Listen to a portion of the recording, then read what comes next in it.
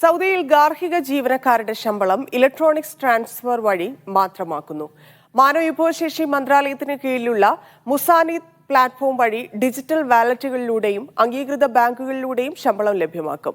പുതിയ കരാറുകാരായ ജോലിക്കാർക്ക് ഈ വർഷം ജൂലൈ മുതൽ നിയമം പ്രാബല്യത്തിലാകും. ഗാർഹിക ജീവനക്കാരുടെ ശമ്പളം നൽകുന്ന പ്രക്രിയ സുതാര്യവും സുഗമവുമാക്കാൻ ലക്ഷ്യമിട്ടാണ് പുതിയ പദ്ധതിക്ക് മാനവവിഭവശേഷി മന്ത്രാലയം തുടക്കം കുറിച്ചത്.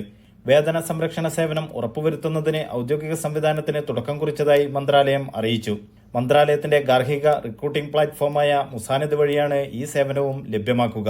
മുസാനിദ് വഴി ഇ വാലറ്റുകളിലൂടെയും അംഗീകൃത ബാങ്ക് അക്കൗണ്ടുകളിലൂടെയും തൊഴിലാളികളിലേക്ക് നേരിട്ട് ലഭ്യമാക്കുന്നതാണ് സംവിധാനം. പുതിയ കരാർ വഴി ജോലിക്കെത്തുന്ന ജീവനക്കാർക്ക് ഈ വർഷം ജൂലൈ മുതൽ സേവനം ലഭ്യമാകും. എന്നാൽ നിലവിലെ തൊഴിലാളികളുടെ എണ്ണമനുസരിച്ച് ഘട്ടം ഘട്ടമായാണ് പദ്ധതി നടപ്പിലാക്കുക. 4ൽ കൂടുതലുള്ള തൊഴിലുടമകൾ 2025 ജനുവരി 1 മുമ്പും 3 തൊഴിലാളികളുള്ള ഉടമകൾ 2025 ജൂലൈ 1 2 ഗാർഹിക തൊഴിലാളികളുള്ള ഉടമകൾ 2025 ഒക്ടോബർ 1 പദ്ധതി നടപ്പിലാക്കണം. 2026 ജനുവരി 1 സമ്പൂർണമായും പദ്ധതിക്ക് കീഴിൽ കൊണ്ടുവരും. ഗാർഹിക തൊഴിൽ മേഖലയിലേക്ക് കൂടുതൽ പേരെ ആകർഷിക്കുന്നതിനും തൊഴിൽ തർക്കങ്ങൾ കുറക്കുന്നതിനും പദ്ധതി സഹായിക്കുമെന്നാണ് കണക്കുകൂട്ടപ്പെടുന്നത്. Naushad Irikkur, media 1, Dammam.